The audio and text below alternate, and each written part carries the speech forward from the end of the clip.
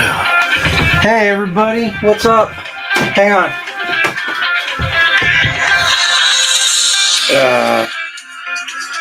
Sorry about that. I am here. We are live tonight. But it's just me. It's just a me tonight. It's not a we. Actually, it's going to be a we later on. Angela is working with Scott and Nikki on the bathroom right now. So give me a 5x5 if you can hear me. I forgot to check the sound before we started. And I'm sitting here like with a minute before we go live. I'm like, oh God, please tell me they can hear me. Just give me a 5x5 if I'm good to go. And I'm not seeing no sound. Let's see what we got going on here. Okay, I'm just gonna assume since nobody's there we go. Chuck's got my back. Glad you got my email, Chuck. We'll work on that little project. I think that will be a fantastic thing whenever we roll it out. It's gonna be cool. All right, first before we start, let's see who we got in the chat. We got Rickster. He was number one with Terminator, close behind. How you guys doing? Let's see here. Chuck Peoples showed up, and we got Frank E. met us at Self-Reliance Festival and said that the freeze-dried food was a hit. That's always a good thing to hear, man. That is always a good thing to hear, seriously. But like I said, you guys got me by myself for a little while. In fact, as we're talking, I'm going to see if I can get my tablet, if I can find Gmail.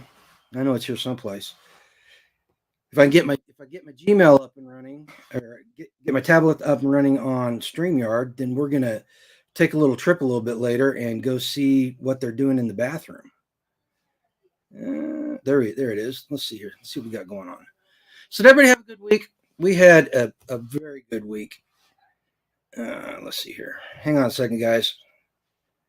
You think the IT guy would be a lot better at this? Oh, here we go. Come on. Anyway, so what did we do this week? Well, the big thing, as you know, the 2 videos on the bathroom. I spent every night last week after the Tuesday night working on the bathroom, getting the stuff up on the walls and trying to get the plumbing figured out and all that stuff. And hey, Stanley family, how you guys doing? If you're looking for Yoda, she's not here right now. She will be here as soon as I get StreamYard up and running on the tablet. But anyway, so I did that. We got the last of the tomatoes in. We ended up with 209 tomato plants in, and I was just out there this morning looking at them. Even with the heat we had last week, I don't know how it was where you guys were. It got hot and muggy here, really hot and muggy, and I was really concerned about those new tomato plants going in, but they are doing fantastic. Some of them are a little bit stunted, but they came to us in a box. It was just a box like this big, and it was nothing but the plants and the root balls. No other packing in it whatsoever. And so we had to keep spraying them down. We kept them in the sink for a couple of days and sprayed them down while we were getting them in. It took us 3 days to get all of them in just because of timing and all that. But they're doing great. So it looks like the only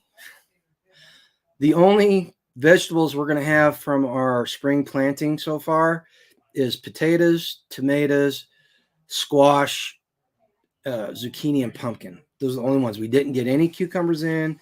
We didn't get any loofahs in. Hey, All American, how you doing? But we did not get anything else except for like herbs and spices. We got some herbs and spices in. Oh, no problem. You know, after, I'm not gonna lie, the troll that we had the other day really bothered me, and I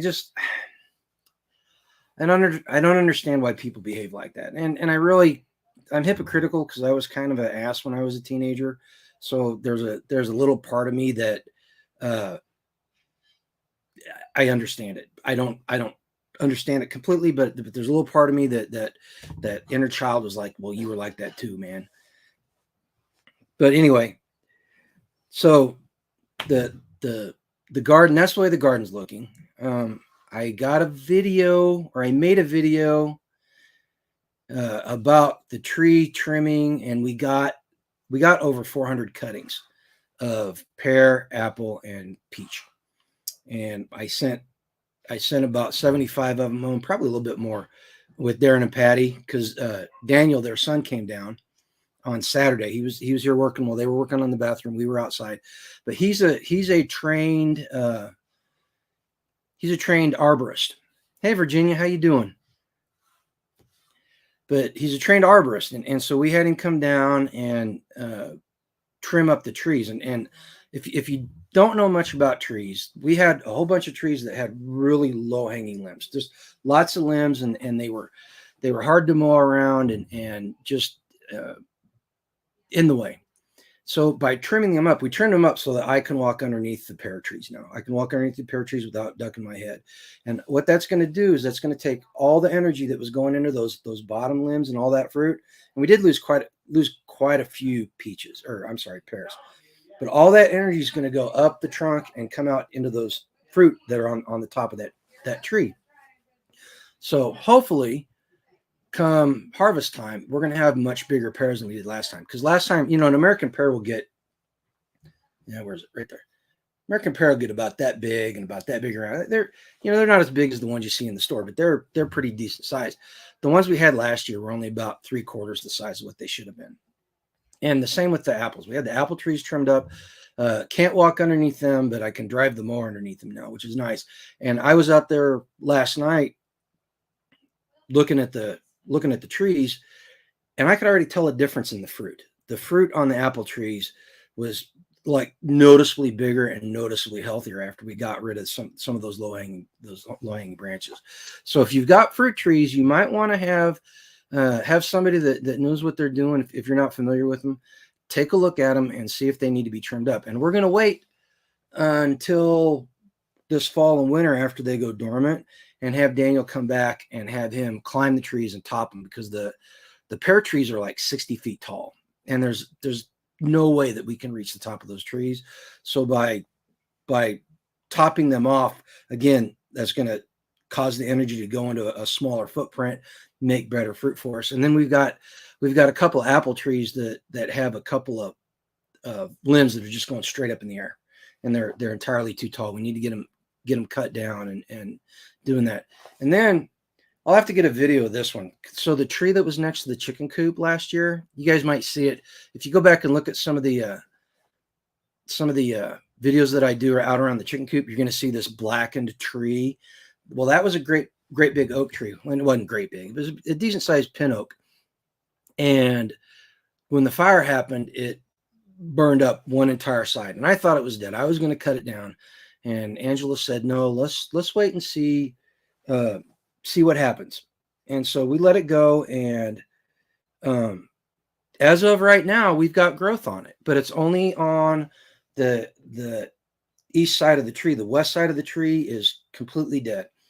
And so I was talking with Daniel, and I think what we're going to do this fall is we're going to coppice it. And if you don't know what coppicing is, it's an old farming technique, and they take these oak trees and any tree they want to get lumber out of, and they'll go up to the main bowl of the tree where all the branches come off, and they'll hack off all the branches right there.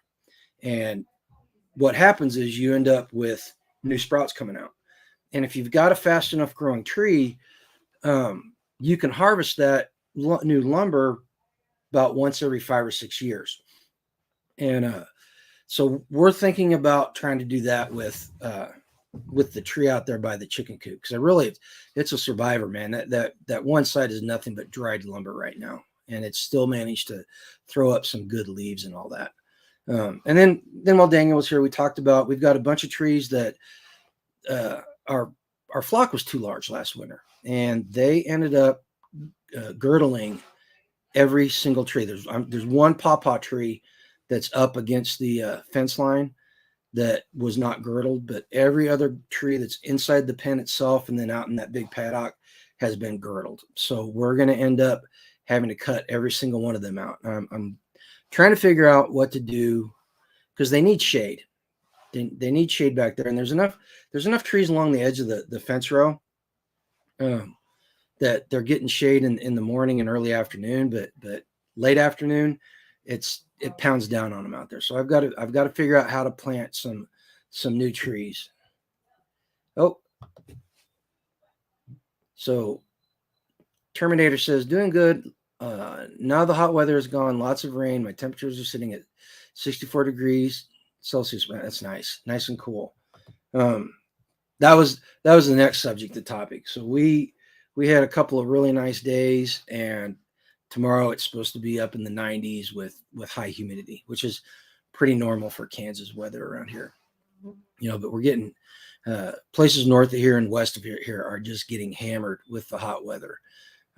It's really causing a problem, and I'm going to talk about that later on in the live. We're going to discuss that because there's some things that we need to be aware of as homesteaders and preppers that are going to affect us in some pretty meaningful ways with regard to that. Oh, look at that! Hey, look at that! I can get into StreamYard on my tablet now. How about that? Give me a second, guys. Oh, and got to turn the volume down. Get that feedback. All right. Well, hang on a second. Where is it? All the way down. All the way down. Come on. Okay, that's good enough. All right. So the Rickster says it was 80 degrees there. That's kind of cool for where we are this time of year. I was talking to my daughter this last weekend. She said it was getting pretty warm there in that area sometimes. Hey, Starla, you feeling better? Starla's joined the club. Starla is one behind me and two behind Darren, and she knows what I'm talking about. But anyway, so the weather around here, it's been dry, and that is really really causing some problems here. The farms around here, they planted corn this year, and a lot of it, I've only seen one field that looked like it was really well hydrated. Everything else is pretty stunted. And I was talking with Angela today. I took a can of peaches that she put up last July in July 22. She put these peaches up. I took them to lunch today. And we were talking about it, and I asked her, I said, I don't think the peaches that we have this year are going to be ready by July. I mean, everything seems to be probably 3 weeks behind schedule this year. So Starla said her husband at home and doing well for surgery. That's good to hear. That is good to hear, Starla. But yeah, if you guys don't mind, say a little prayer for Mr. Dokes. He's going through some tough stuff right now. But so the garden, the plants, they look healthy. They're just smaller. We've got one cherry tomato plant that is going nuts. It grew like an entire foot last week. Oh, who we got? Spags. Super cool to tell me. I've only told 2 people other than you. Hey, you know what? You told 2 people. It's not a secret anymore, man. I'm not going to promise anything. I'm just saying. Come on, man. OPSEC. You know the drill.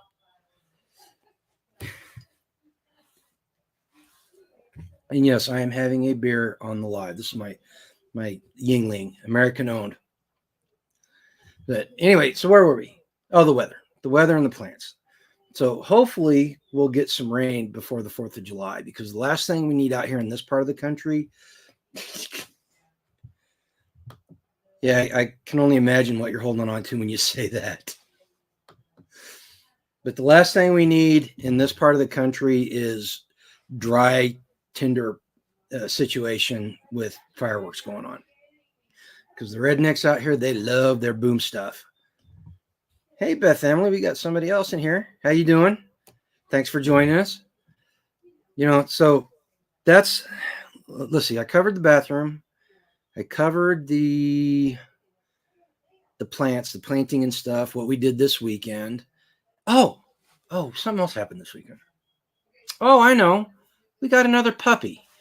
You kind of, if you watch the second bathroom video, you saw a little glimpse of her, and her name is Freya, and uh, you might remember that name because that was the name of the last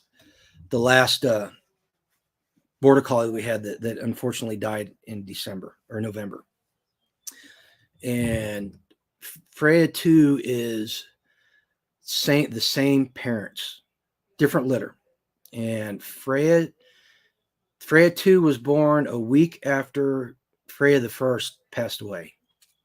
And the breeder felt so bad about it that she said, okay, I've got a dog that looks like Freya. And she's almost a spitting image of her. And she said, I've got a dog for you and you can have her. And so since we had Dolly, I was like, look, I can't handle 2 puppies. I will end up killing both of them. And so she kept the puppy and got her weaned and crate trained her and house trained her and did everything with her. And Angela went and picked her up Saturday. And so, or was it Sunday? Sunday. Picked her up Sunday. And she's something else.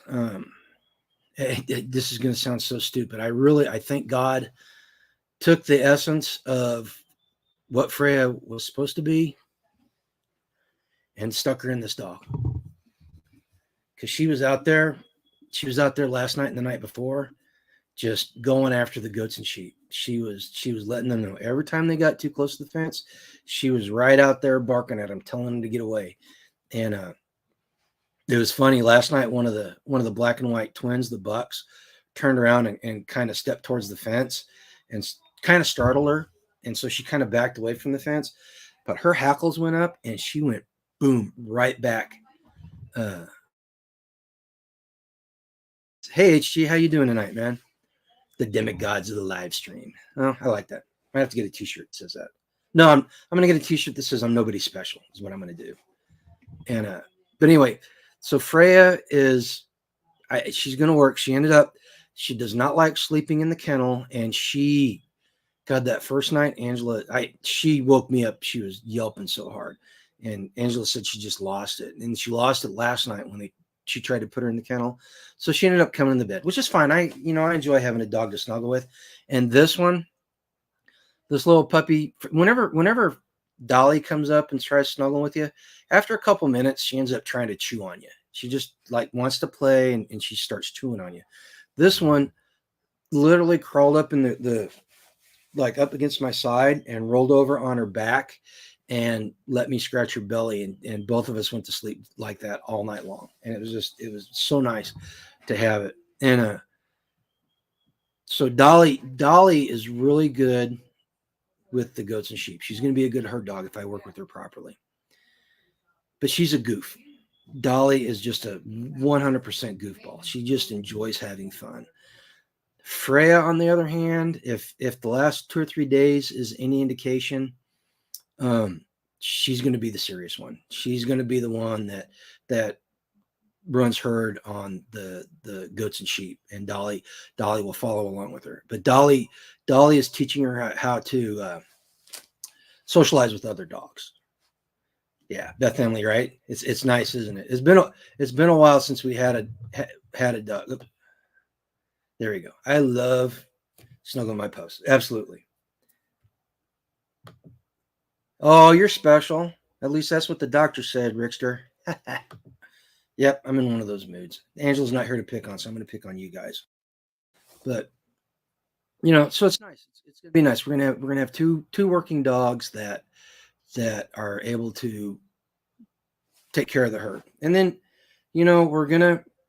we made the decision. We're gonna call a lot of animals. We're gonna as soon as they're a auction barn someplace sometime soon, we're gonna get most of the sheep in there so we can get rid of them and get our stuff down. Well, Mr. Spags, had you been here on time, sir, you know that her and Nikki and Scott are working on the bathroom, and I scheduled this thinking that her part of the bathroom was going to be done.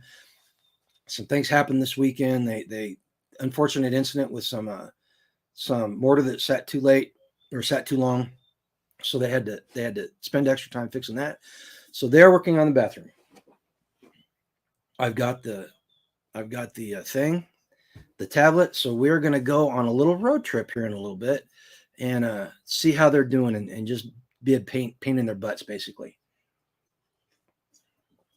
But yeah, they're in there working because they a wizard always arrives when he's meant to. You're working on the beard, man. You're working on the beard. I like it. Good quote. There's another t-shirt, man. That'd be a good t-shirt.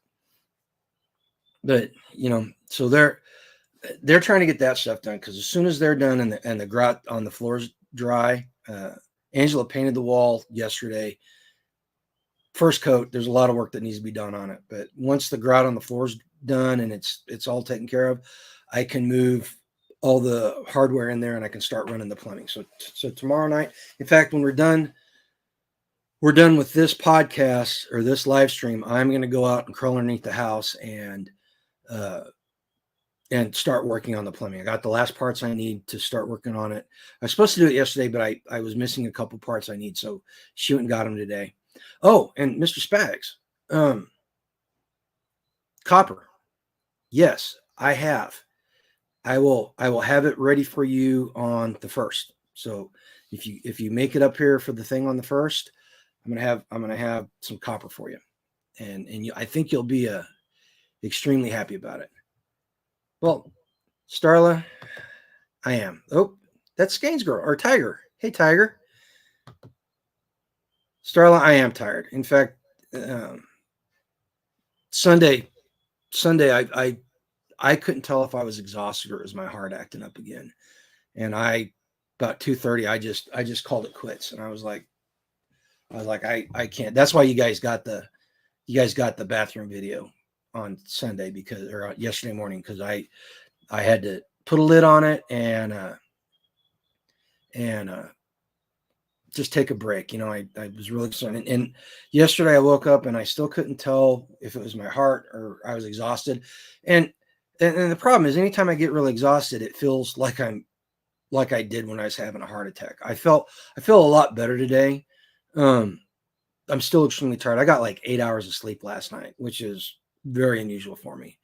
Even getting woken up at 1:30 when everybody came to bed, I got 8 hours of sleep. Usually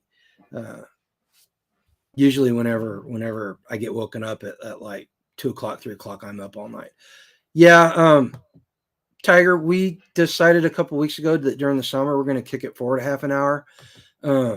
It gives us more time in the evening after the podcast is over to actually get some work done, so what is she said? See, what's that a big deal? He's Mr. Spags. You're Mr. Hippocrates. Trying to be polite, trying to be respectful. You guys getting up there in age. Someday I'll be as old as you guys are in spirit.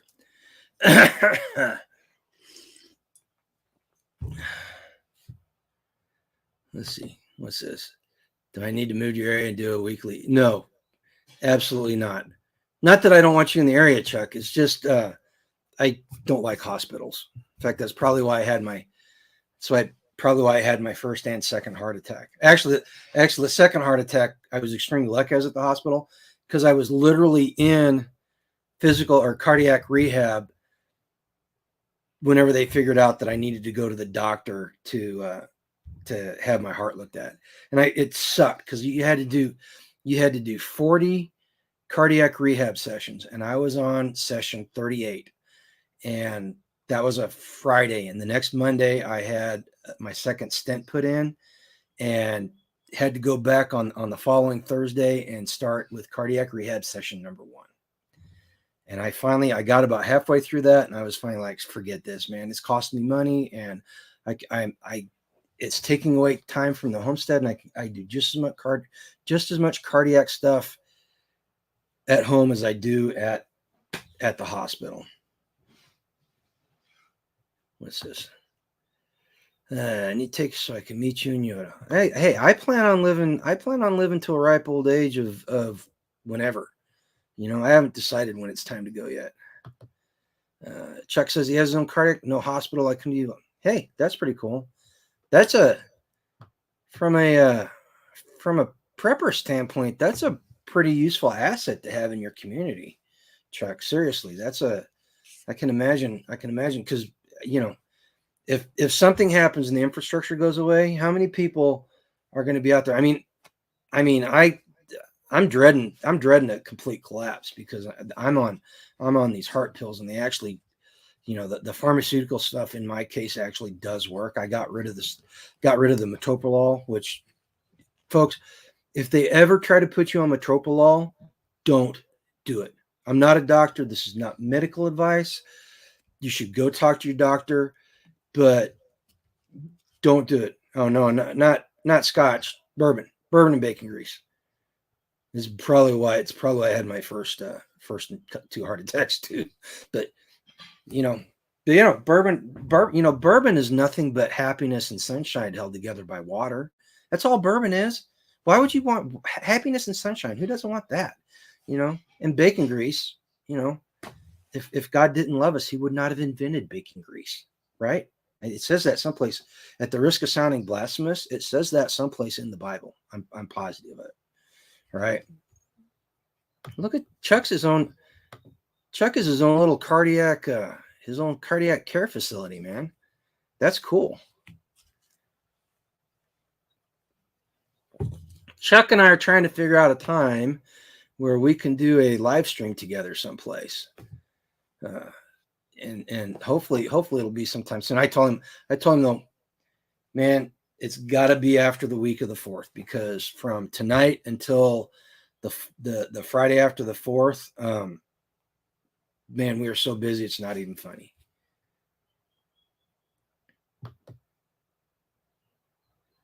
See, she's on and the side effects, and okay. I'm going to sound so hypocritical here when I tell you guys this. I did not follow my own advice. I just took the pills. They told me to take them, and I just took them. And 4 years removed from being on metoprolol, I'm talking with Mrs. Hacks, and this was 6 months ago. This was back in November, and we were comparing Darren's stuff, because Darren's had some heart issues too. We were comparing notes, and she said, "Oh my gosh, you're on metoprolol. Go look at the side effects of that." And so I went and looked at the side effects, and it's stuff like depression and mood swings and short-term memory loss and just all kinds of stuff. And it was everything that I had been going through during the last 2 years, like from the time we decided to make the change. And I was going through it before, but my life was so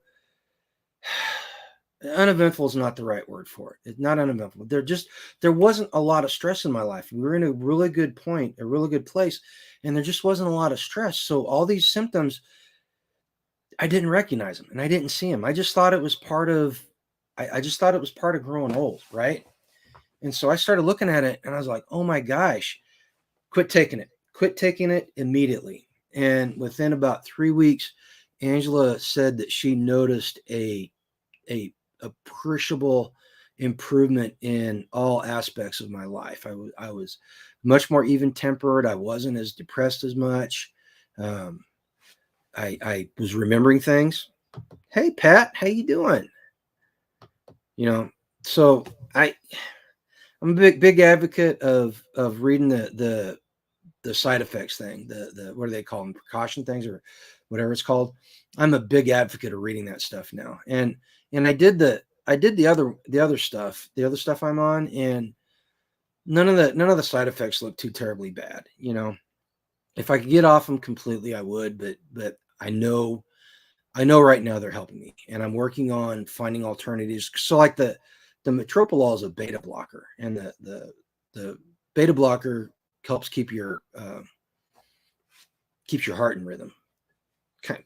Kind of. That's like the 10,000 foot definition of it. Well, you can do alpha blockers, which are all natural. Beta blockers are pharmaceuticals; they're chemical, and alpha blockers are alpha blockers are all natural. So you can get the same effects by a different route if you go the all natural route. Okay, HG is 100% spot on. There are no side effects. Chemicals do what they do regardless of why one takes them. Absolutely. Yeah. So, yeah, beta blockers also control your heart rate or your heartbeat. So, Starla, I was on the tuna 3 times a day. Oh my goodness. 100, but I'm off it. I did take Plavix and baby aspirin because of the stent. Yeah, and I just realized I've been without baby aspirin for over a month now. I need to go get some tomorrow.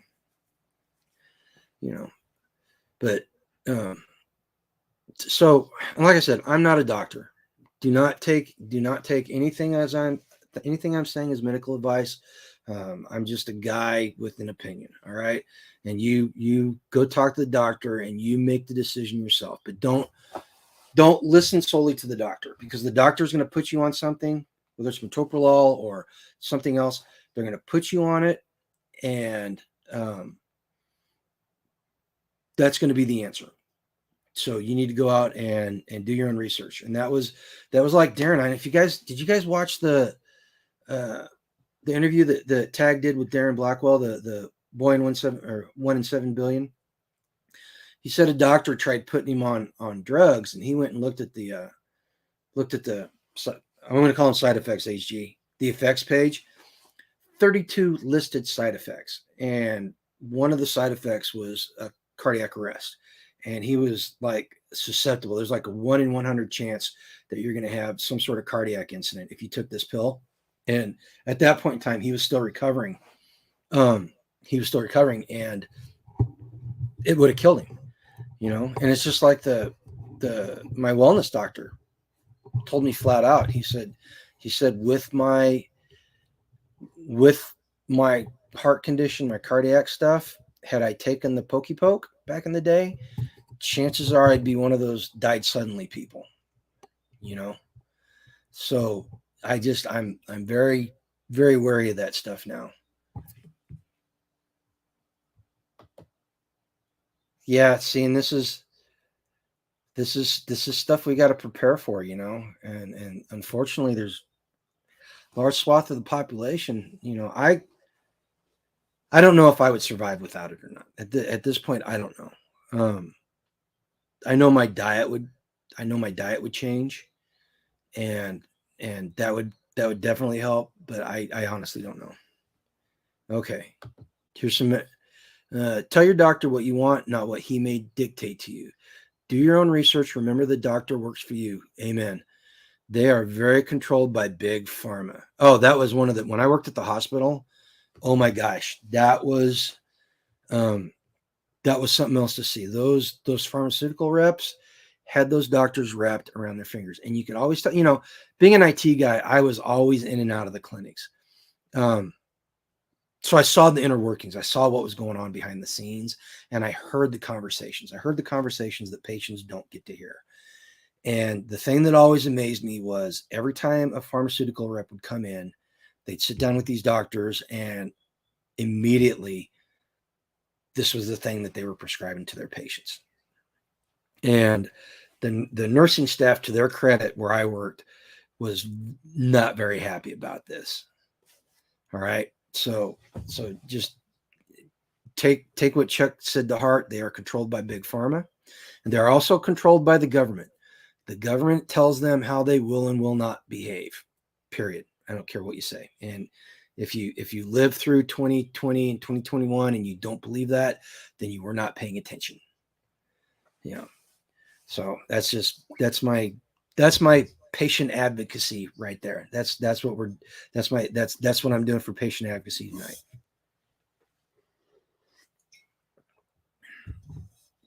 Here we go. I had to go through 6 doctors before I found that one that would listen to me up here. Yeah, and and they get my daughter's obstetrician talked her in getting the poke while she was pregnant. And needless to say, I'm not very happy about it. And thank God we've got a very healthy, aside from she had a bad ear infection over the winter, but that's pretty common for kids, especially up in that part of the country, because up where it's cold a lot, But other than the ear infection, she actually had a tube put in. She's doing great. She's a fantastic kid. She's nice and strong and healthy, and she's an outdoorsy girl like her mom. And I'm looking forward to seeing her again sometime this year. I don't know when. Some seem to think that doctor's orders are essentially equivalent to military orders. Oh, amen. There again, too. If they say you gotta, so much for informed consent and patient-centered care. Yep. Oh, we could, if we ever sit down in person, HG, and over a bourbon, man, I'm not gonna say what I truly believe here on the live stream, because I'd probably get in trouble, seriously, and I don't need that type of issue with me right now. But it just yeah, working in the hospital, I saw some stuff, and I got a deep understanding of the way it all works. Hey, Jonathan. Hey, how's everything going down there? You guys getting hot yet? We are still trying to get your sweet potatoes in. Trying to find time. I got a bed made, and now it's just, we just got to get them in. It's still early enough. We got till the first week of July, like after the July 1st, to get stuff in before it'll stop growing. But and then we got some tarragon too, Jonathan. We grew some Missouri tarragon for you. 120. You can keep that stuff, man. There was a point in time when I lived in Yuma, Arizona, when 120 degree heat index was nothing. That was volleyball weather. Man, you'd go buy a couple of cases of beer and drink beer and play volleyball and never get drunk because you're sweating it out so quick. Hey, Mrs. Hacks. Okay, before we go on, we gotta address Mrs. Hacks here. Take your phone out of your pocket, Mrs. Hacks. You can moderate, but take your phone out of the pocket in case you got to go do something. We don't need skeins to get on timeout again. At least not an undeserved one, okay? Can you do that for us? How we were giving her grief about that or after the last live stream. Let's see. Rabbit says he's got a bunch of sweet tater slips going now and a bunch planted a month ago. Oh, look at that. So she's been making feta cheese. Did you get enough from your goat, or did you have to go buy some? We are having a Grumpy Acres shindig on July 1st. Our son's family, our two grandchildren and daughter-in-law, were supposed to be coming up. They might not be because they had some family issues on her side of the family that they may need to go take care of, and I completely wholeheartedly endorse them taking care of it. It's very important to the family that they do this. So we're having a shindig over here, and the entire community is invited, and we're going to do, correct me if I'm wrong, Mrs. Hacks, we're going to fire roast a leg of lamb, and I'm not quite sure where that leg of lamb's coming from, because I'm not butchering any animals between now and then, so hopefully somebody's got one.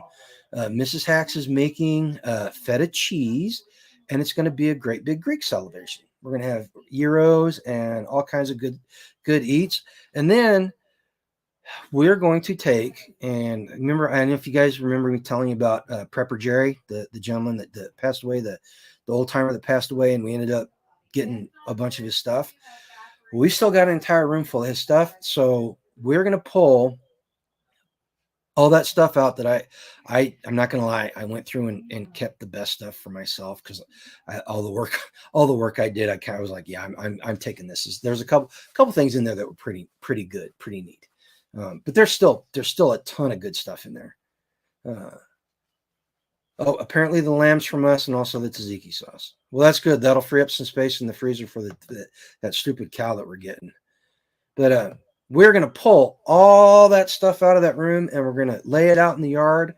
And anybody that comes by to the party is free to pick whatever they want out of it. And there's like great big, huge 3 foot by 3 foot military hard cases and stuff. There's like 3 or 4 of those, and there's fishing gear and packs and audio equipment, all kinds of stuff, So Oh, Mrs. Hacks is making the sauce.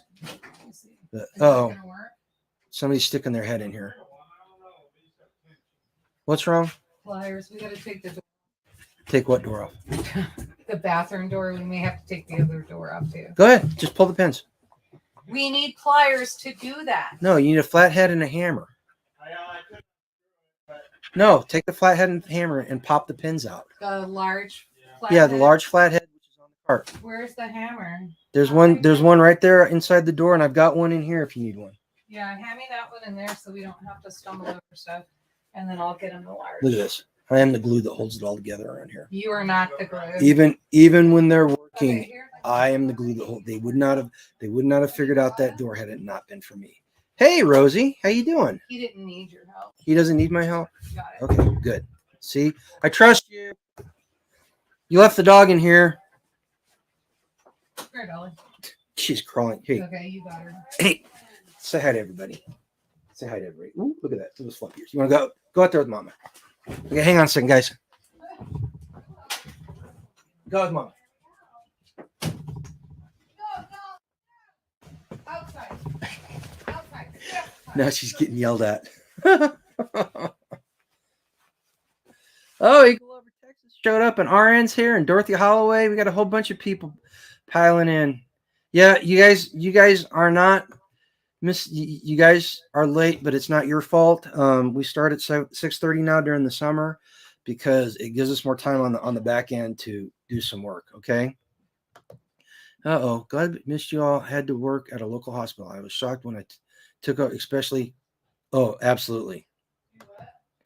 Absolutely. That silver impregnated moleskin, that stuff is worth its weight in gold as far as I'm concerned.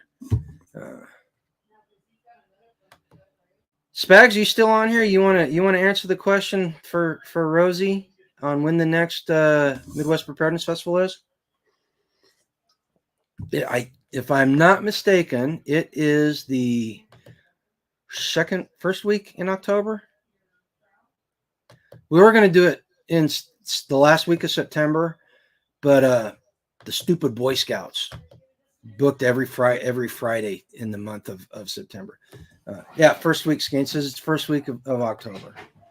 I'm not gonna lie, we got so many festivals coming up that the dates I can't keep the dates straight. Seriously, we got so many.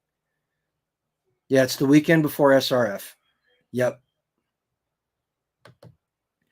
Ooh, Skanes wants to know how the air quality is up there. You were saying it was pretty bad last week. Yeah, Jonathan, they have not updated the freesteading calendar yet. Hopefully Spag sees that you said that and he will take care of that for everybody. But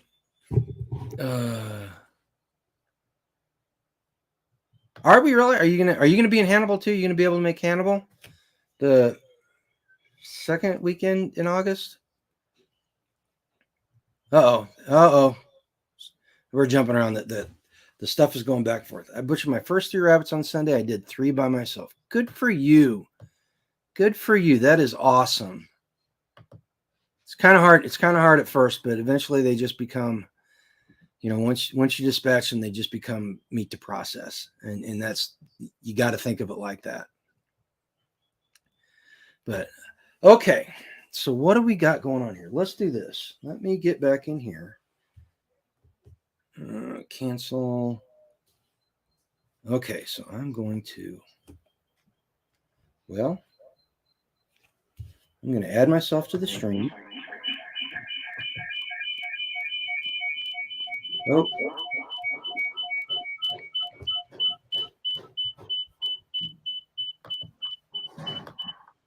Okay. Can you guys hear me now? Can you guys hear me?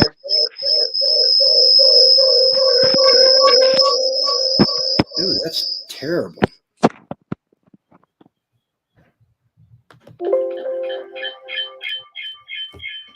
Hang on.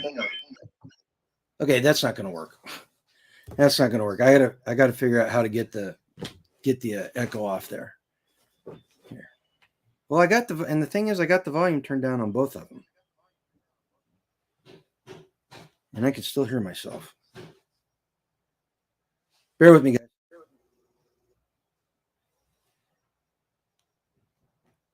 Turn the volume all the way down. How do you mute this thing? Again, you think the IT guy would be able to figure it out. Like, okay, there we go.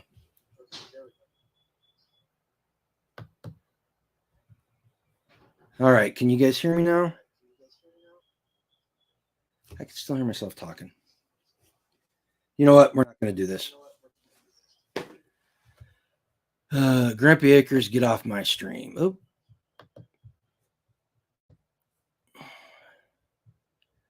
Let's see here. Kick from studio. Okay, so we are back. Is the sound okay now? We're not getting any feedback. We're not doing anything crazy now.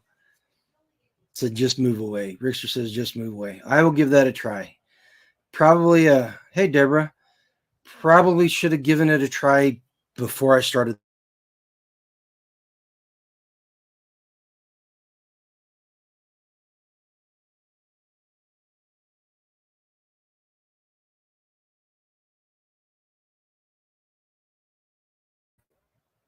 Okay, I'm back.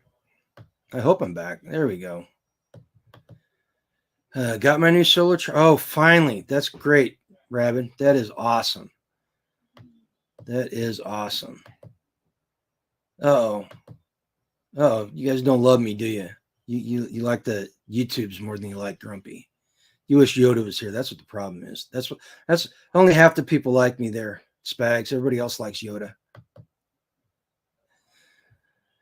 But okay. So we talked about what's going on around here. I ran across some. Actually, first before we do this, do you guys have any topics that you want to talk about? If you do, go ahead and type question, and then whatever the question is, like the topic you want to talk about that's not related to Grumpy Acres, and we will attempt to talk about it. All right. So I'm gonna go. I think they said the freesteading calendar, Spags, the event calendar. So we're going to go and we're going to talk about some stuff that's happening around the country. So do you guys know what Proposition 12 is in California? So Proposition 12 said that no uncooked pork products could be sold in California unless the pigs were raised in a certain environment, so many square feet and certain amenities and all this stuff. And California accounts for about 15%, of the pork purchasing in the United States. So this has far-reaching effects. This goes way beyond the borders of California. And they had a group that did a study, and $3.9 billion is what it will take for the pork industry to become compliant with Proposition 12. All right. Now, the pork industry, admittedly, they've got a vested interest in selling pork, right? Raising and selling pork. They made the argument that it was unrealistic, that it was unnecessary. The California standards were unnecessary, and they lost in court. So California can do what they want, and which is fine. And so the rest of the industry is going to try to become compliant with California. The first part of this is what happens in California affects the rest of the country, and eventually it will go that way across the rest of the country. So we need to be aware of that, and the whole, let California do what they want to do thing, can't abide by that. I mean, that's just not something. Second thing is we need to start looking for alternatives, because that's going to drive the price of pork up. So how do you compensate that? So there's the black pill is California is going to influence pork production across the country, and it's going to cause the price to go up. Well, the white pill is we either start raising our own pork, or yeah, there's Chuck pointed something out too. They can sell and serve. They don't have to tell you either. So we need to find alternatives. We need to find alternatives to this supply stream for pork. If you like pork, if you eat pork, and it goes this way with a whole bunch of other stuff too. Because there's another article in here about 2023 being probably record beef prices this year, and the narrative is being set. The narrative is being set that it's the drought that caused this. Now, the drought conditions across the United States affect hay production and feedstock production. So yes, the prices are going up. In fact, the bale of hay that we paid $65 for last month is now $85. No, I take that back. I got one more $65 bill, but for the rest of the next 12 months, it's going to be $85, and other people around us are paying $125 for round bales. And nationwide, as far as the average is, that's not too terribly bad. 125 is not too terribly bad. All right. But they're saying that and the drought caused that. And they're saying the drought's the reason why the price is going up. That's not the full story. And they're trying to set the narrative to keep blame from being shifted where it needs to be. So the base reason why beef prices are going up is because when they shut down all the meat packing plants back in 2020, it broke the breeding cycle of the cattle ranchers. Now, if you don't know much about cattle ranching, it takes about 18 months to get from conception to slaughterhouse. All right. So in 2020, you had all these cattle ranchers that had all these cows. They were sitting on these cows, and it cost money, and they could not get them to butcher. So they had an excess inventory. They had excess stock, if you will, livestock. Cost money, and it broke a lot of small breeders had to go out of business because they could not afford to pay for their flocks. So what they did was they butchered a lot of animals. They culled them, and they also didn't breed them because they did not know what the future looked like the next year. And so we had 18 months ago, we had an entire season of breeding that was curtailed. It wasn't completely eliminated, but it was curtailed dramatically. And so all those cows that should have been going to butcher this summer aren't. And so it's going to be another 6 months before that next batch of cattle starts getting into the system to being butchered. All right. So you are going to see an increase in beef prices, just like you're going to see an increase in pork prices. Again, the way we insulate ourselves with this is we either start raising our own meat, do it. You find a source of protein that you can raise, and it doesn't have to be a cow. Cows, by the number, cows are actually cheaper than everything else, just because you get so much. Just the lead time to being able to butcher them is so much. Rabbits will get there just as quick as chickens. So they're great for a small family. It's a great source of protein that you can raise in your backyard. Same with chickens. But you need to find an alternative protein stream. You either raise them yourself, or you find somebody that's doing it and you trade stuff. Hey, Potpourri, how you doing? Yeah, I'm trying to. Oh, you saw it at the market today. Yeah, I had to go to the market the other day. I don't remember what I was doing, and I was shocked. I was completely shocked about it. But you find that, and so like we bought a cow. We bought an entire cow, and we got some people that are buying. Looks like we got half of it sold. So we're going to be recouping a little bit. If you're raising hogs, you get 3 feeder hogs and you raise them, and you sell 2 of them and use the money that you get off those 2 to pay for all the feed that you had and pay for the processing of that third one. And then you've got a little bit left over to get breeder hogs the next year if you don't want to breed them yourself. Because once you start breeding hogs, actually you start breeding any animal, and you can ask Mrs. Hacks this, even with rabbits, you start breeding them, it brings an entirely new set of problems into play. Not problems, environmentals. I don't know what you want to call it. They're not problems. It's a whole bunch of new stuff that you got to deal with. I have neighbors close by that raise hogs and goats, and I raise chickens and soon rabbits. We trade amongst each other right now for milk, eggs, and the like. That's the way to do it. That is the way to do it. Absolutely, Rabbit. So that's what we do. That's how we take care of that stuff. And then there's another one in the crop news. What was I looking at? It was one of the USDA reports. Let me find it right quick. No, that wasn't it. Crops. Oh, I can't remember what it was. No, it was basically about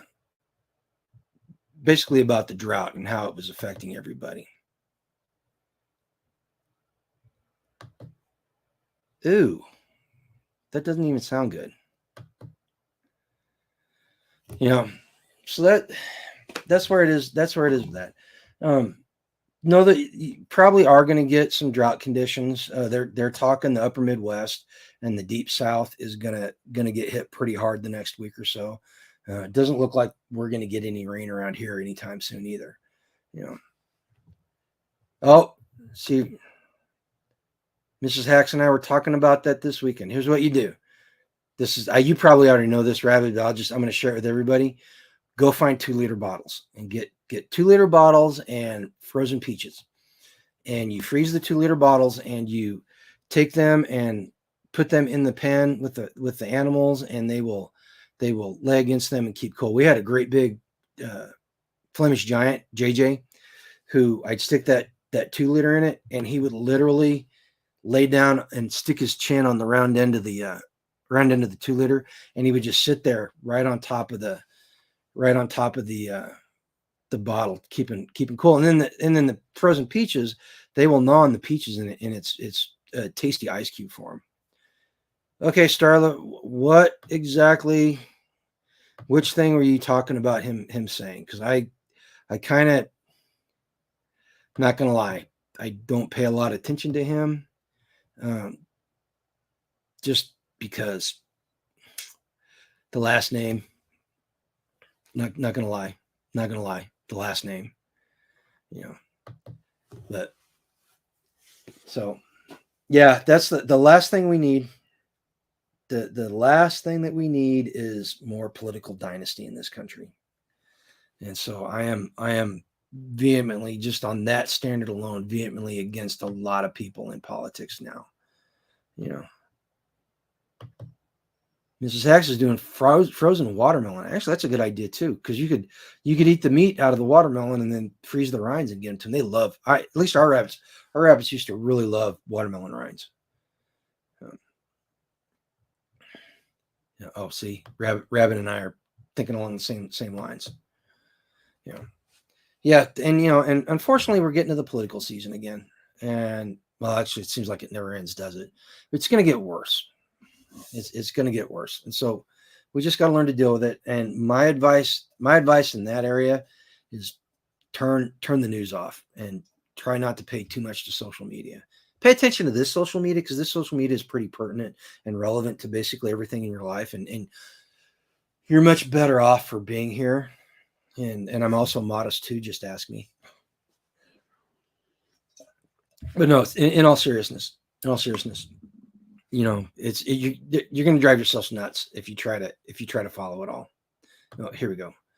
My rabbit is attached to my chicken coop on the east side. Any meat chicken run around with my egg producers, just have a big pen for them. Yeah, and the good thing about putting the rabbits there is the chickens will eat all the food that falls out of the trays, and they'll also help break up the poop and mix the poop in. You'll get even better fertilizer.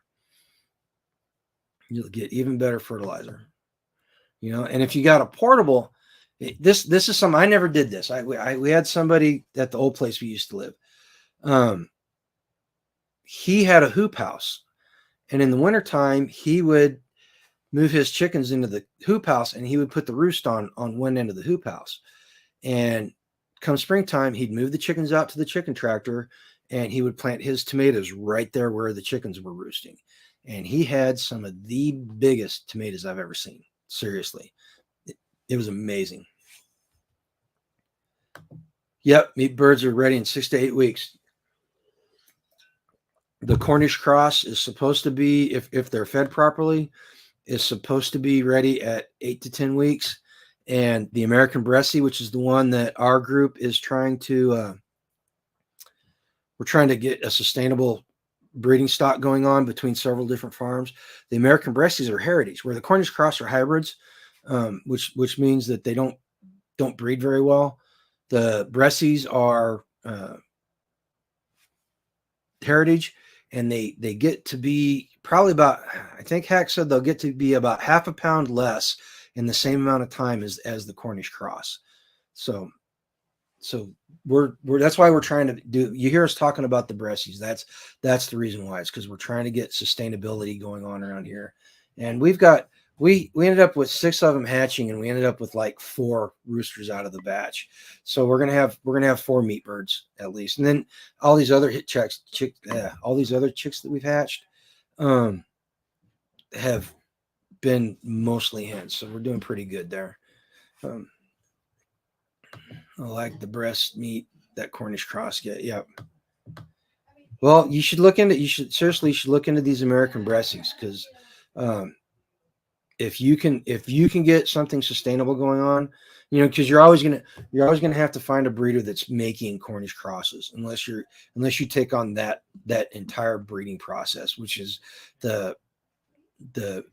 it's a pain. It really is. I looked into it, trying to figure out how to breed them properly. Actually, I was trying to do golden comets is what I wanted to do, because they're prolific egg layers. Love the comets for egg layers.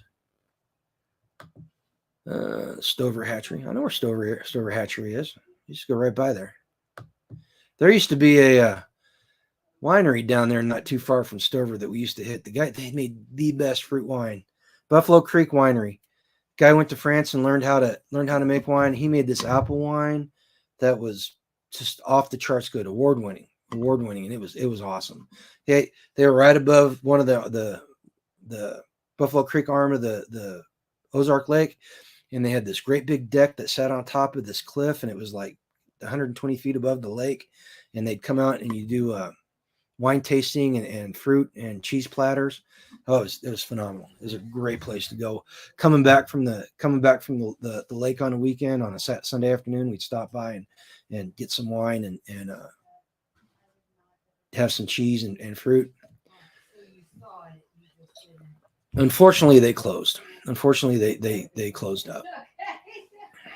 Hey, Jason. You missed all the talk about the weather and food prices and breeding and everything. You got any news that you want to share with everybody about the Kentucky Sustainable Living Festival that you're doing? Saw your thing this week, your update. Looks like, folks, if you are within driving distance or traveling distance, if you want to stay the weekend of Bowling Green, the last weekend in October, highly recommend you go to this festival. It's Jason and Jake and Shelly are putting this thing on, and it's their first outing, and it looks like it's going to be a fantastic get together. I think people are going to be really happy with it. Oh, Terminator's got a broody Banty sitting on some eggs. That's the way to do it. That is the way to do it.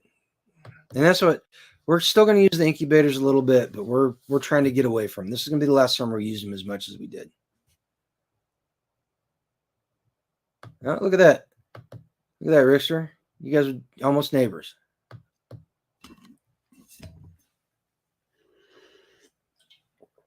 Anyway, so what else we got going on? One thing I did want to talk about this stuff that's going on overseas. I don't know if you followed the news very much this weekend, but there's some developments that happened, and by all accounts, what's going on in Eastern Europe is going to take a turn. It's entering a new phase, and it's there could be some big changes in the world, and not for the better. And so how does that affect us as homesteaders and preppers? Number one, you got to be aware. I know I just said don't pay attention to the news and the stuff coming up, but you got to keep an ear out and at least stay a little bit plugged in so that you know what's going on, so you're not blindsided by it. Number two, you have to assume that human beings are going to be human beings, and they're going to do that. They're when given a set of choices, they're going to pick the one that is the worst possible choice to make. And large groups of people, especially large groups of power hungry people, will always do that. As she's yelling at the dog, I'm sorry. Dolly went in there to say hi. But anyway, so um, just be aware of that, and start looking for holes in your preparations. As homesteaders, we prepare for stuff just like preppers prepare for stuff.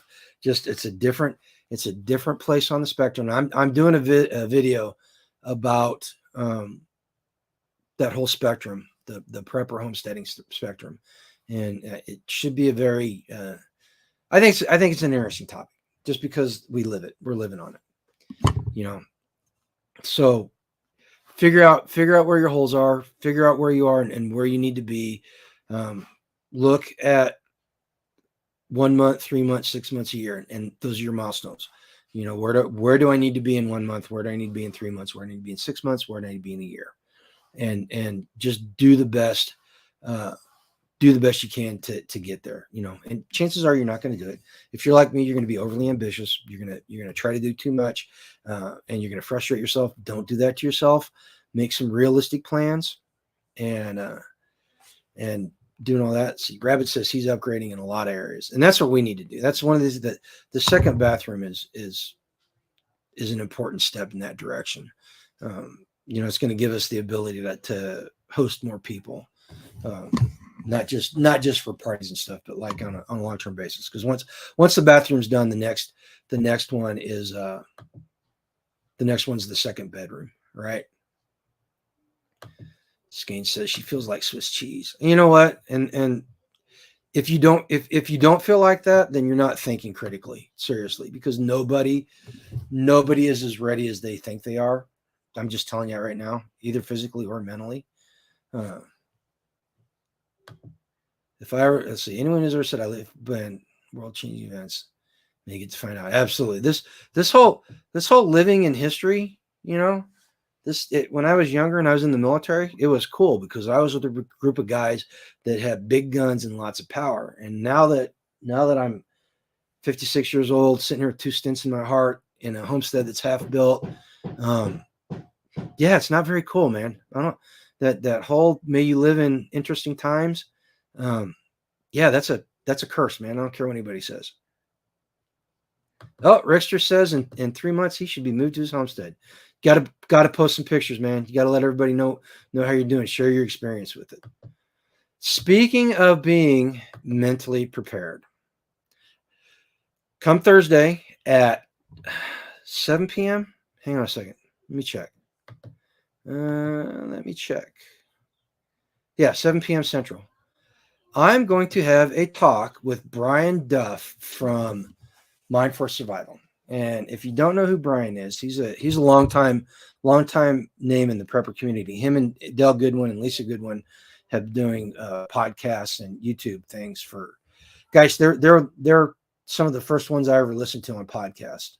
Seriously, they made survival prepping or survival prepper may have been. Yeah, aside from Jack Spirko, they were probably the second or third ones I ever listened to. So I'm going to have a talk with him on Thursday, and we're going to talk about his take on prepping, because he is more concerned about the esoteric side of prepping, what's between your ears rather than what's between your walls.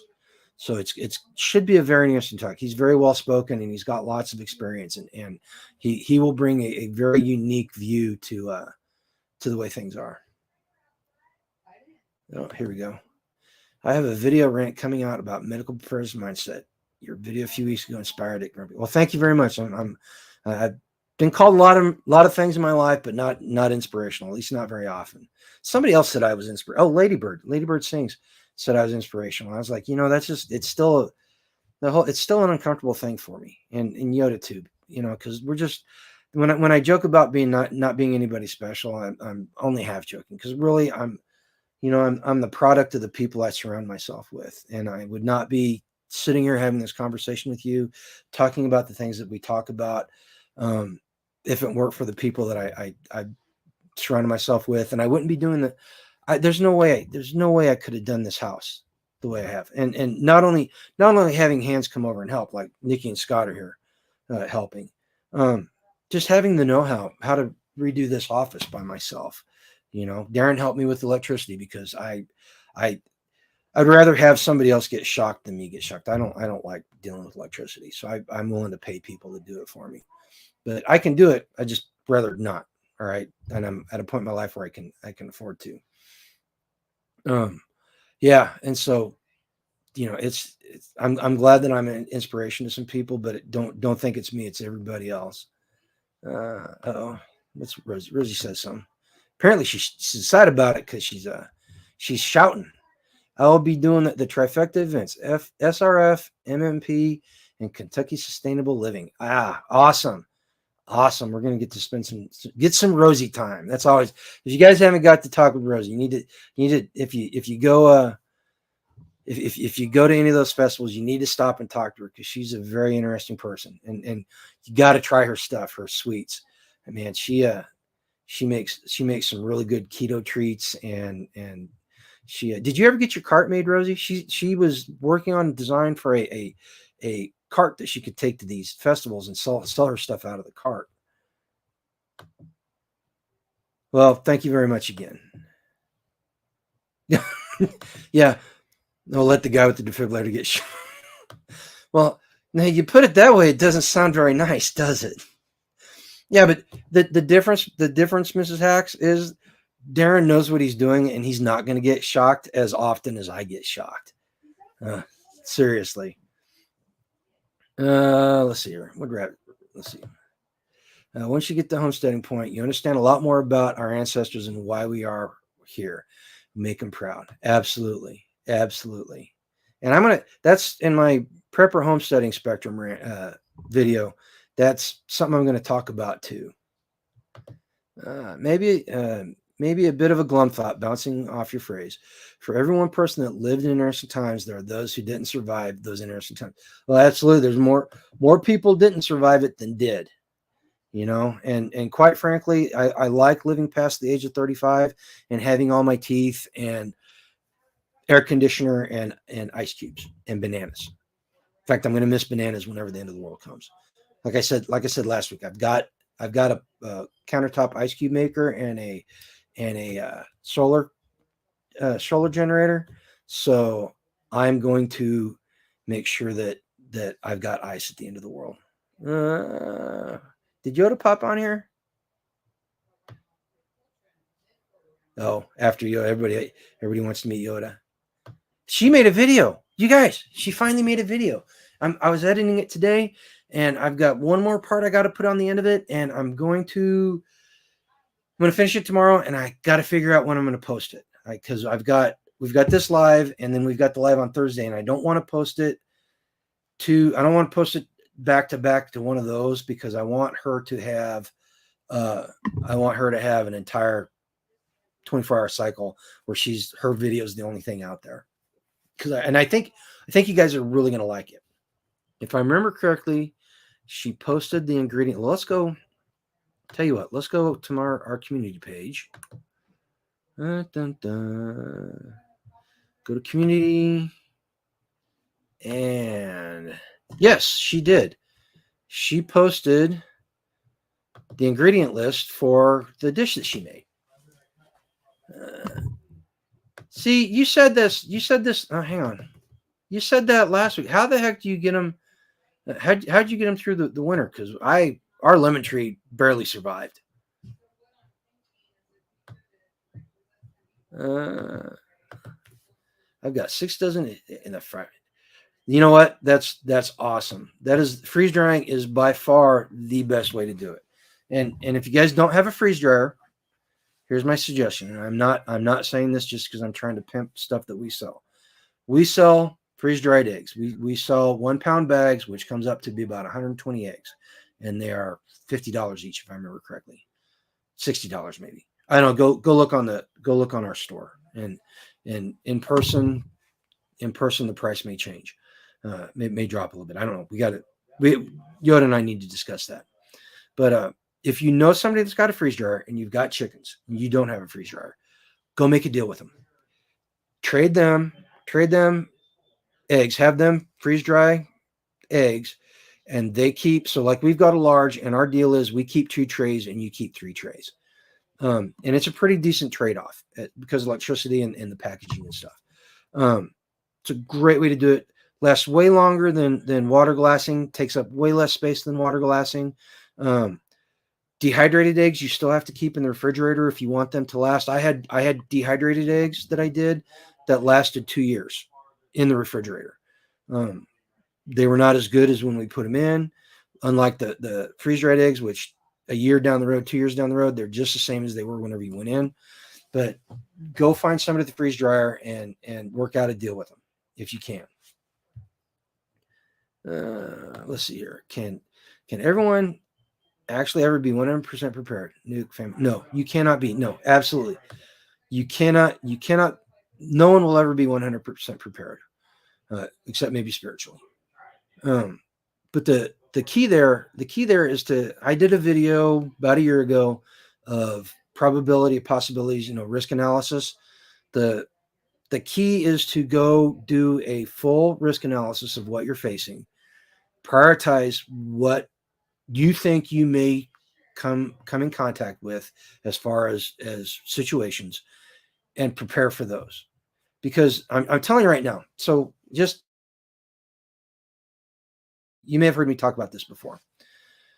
So my pet fear is the infrastructure falling apart. Because if you look at any event throughout history that happens that affects society at large, the one thing they all have in common is loss of infrastructure. All right. So, and it's different levels of loss, but you still end up losing basic functions of the infrastructure. So that's where I feel that we have to prepare. Right. So those are the things that I'm trying to plug holes in and take care of, so that I can take care of that myself. If you start taking care of these little things, then the bigger things just become inconveniences. Right. So I'm worried about losing electricity during the winter storm because we get bad blizzards around here. We get lots of trees down. We get tornadoes. So I prepare that. We got extra cold weather clothing. We got extra blankets. We got alternative heat sources.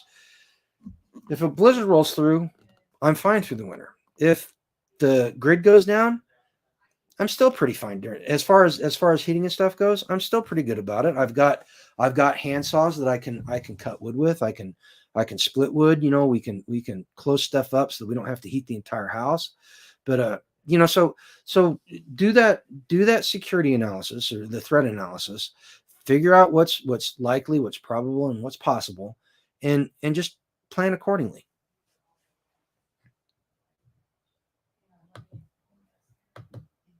I've got 5-gallon buckets. Yep. That's whenever you're water glassing. How thick? Oh, hang on a second, guys. How thick is the trim when you put the farm trim down? How thick is that? It's 3/8 of an inch plus the quarter round. 3/8 plus a quarter? Yeah, you can go out and measure it. It's out there in the wood storage so we can trim trailer. Some tile back. The spot that you were worried about where it was unlevel, it's a serious problem. Is it? So we can come out further. Yeah. And it's not going to compromise the holes where you have for the drain and the toilet and all that, right? No, as long as those holes are open. Okay. Hey, take this cat with you. I'm gonna fight the cat. Come on. Great. I got a cat in here. She's gonna. Oh, hang on a second, guys. Come on. Hey. Little shit. Oh, sorry. Dang it. Almost made it through the entire podcast or live stream without cursing. Cat's going to end up jumping on my lap here in a minute. Chuck says, plan ahead, figure out ahead of time what areas you close off your house and actually run, do a proactive run. Figure out all that you need. You know, if I didn't think that Angela would smother me in my sleep, I would flip the main breaker on the house for a weekend. But especially in the summertime, that would not go over well. In fact, she just bought 4 brand new box fans. Well, they were $10 each, so it's not a big deal. Just so we could get air circulating in here and not have to turn the air conditioner on, which I was proud of her. She didn't want to do that. Let's see here. Easy to pick up without dropping. Yep. Oh goodness. Okay, we're running up on an hour and 20 minutes, and I need to start heading out. You guys got anything else you want to talk about? I mean, we kind of roamed all around the map on this one. I'm sure Yoda would much rather been in here than sweating her butt off grouting and stuff. I was so proud of her today, guys. Actually, it was yesterday. I was proud of her today too. But so we had an incident. Had some mortar that sat too long before it got used, and we had tiles popping off the wall yesterday. Actually, they popped off on Sunday, and some more popped off yesterday. But she took it upon herself to mix the mortar, put those tiles back up on the wall, and space them properly. And she did it exactly the way that Nikki showed her. And then today, I came home and she had started grouting by herself. And she had watched me grout on several big. Actually, she did some grouting at the old house too when we had our kitchen redone. So I was very proud of her. She stepped up and she started doing it. Yeah, I saw that, HG. How crazy is that? Man, you know what? I would not want to get between angry New Yorkers and that bone. They are crazy if they want to get between the New Yorkers and their pizzas, man. Seriously, that's nuts. That's just crazy. Oh, and I heard what I heard yesterday. So the EVs, the zero emission cars. Do you realize that your brake pads contaminate the air more than most cars' modern exhaust does by like a 5 or 6 percentage point more than just all the dust particles up in the air. It's crazy. Okay, Kat, get off the table. That's why you live down south, huh? You guys down south, you're getting hammered by the heat, though, man. I was watching Brian Hall, and he was talking about the heat and some of the storms you guys got rolling in over the next couple of days. And I do not envy you one bit down there in the Gulf States or up the plains. That's going to be crazy. Not that we couldn't use the rain, but it's not what I want to deal with. Okay. Unless if you guys don't have anything, brakes. We're supposed to use brakes. Yeah, you're not supposed to just downshift, HG.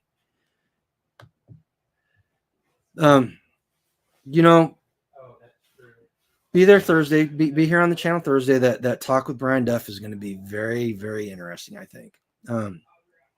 If you're a new subscriber here, thank you very much. You guys are the ones that make this all worthwhile. I'll say that time and time again. It's just we wouldn't be here at this point if it weren't for you guys. Hit that notification bell so you know when we got stuff coming out. I got like I said, I got Yoda's Hungarian goulash video coming out, and she shot most of it by herself too, which was really impressive. I was impressed with that too. That's something she does not like. That she's intimidated by the camera because she doesn't know how to use it. Got some other stuff coming up, and got some prepping stuff coming up this weekend. Working on a special 4th of July video. I'm trying something new for 4th of July. Just playing around with technology. I think you guys like it. Busy couple of weeks. Going to try to keep the videos flowing. If they're little bit in between them. Just bear with us. We will have, I don't know, when's the 4th? The 4th is on Tuesday. So we're not going to do our live on Tuesday next week. Let's shoot for Wednesday. Let's do it. Let's do Wednesday next week. Write it. Just jot it down on your calendar if you want to make note. We're going to do it Wednesday instead of Tuesday because we got some plans going. Oh, the cat just shut all over me. My goodness. Anyway, sorry about that. Squirrel. Lucy says, good night. Stay cool. It's hot. Stay safe. Storms and God bless. Absolutely. Mark on your calendars. Mark on your calendars all the festivals that are coming up. Oh, if you're in Oklahoma, just south of Oklahoma City, July 29th, they're having an Appleseed project. It's a 1-day event, which usually it's a 2-day event. So it's going to be truncated, but it's a marksmanship class, and with a little bit of history thrown in. I might be going to that. So I will let everybody know. It's $60 per person, and it's just a day event. So if you're in Oklahoma and you want to go to a really good marksmanship class with some really good American history tied into it, this Appleseed Project's where you want to go. And if I go down there and you plan on showing up, let me know. We'll hook up and we'll do something. We'll have dinner or something that night and figure out what we're going to do. Maybe it's on a Saturday, so maybe on a Friday night, go eat dinner, or Saturday, stay the night down in Oklahoma City, and then come back on Sunday morning, because it's only a 5-hour drive. And it's something I've wanted to do. And the full 2-day Appleseed project that they're doing here in Kansas, which is only an hour away in DeSoto, is the same weekend that Self-Reliance Festival's at. So I can't go to that one. And the known distance, they shoot out to 500 yards. And the one down in Oklahoma is just a 25 meter course. So anyway, so just think about that if you're in Oklahoma, if you know anybody in Oklahoma, and we'll see if we can't hook up, unless you guys got anything else. Going once, going twice, 3 times. Okay. I'm out of here. And as we always say here at Grumpy Acres, we need you to go to Live a Life Done Free. Okay. Take care, y'all. Well, if I can hit the button.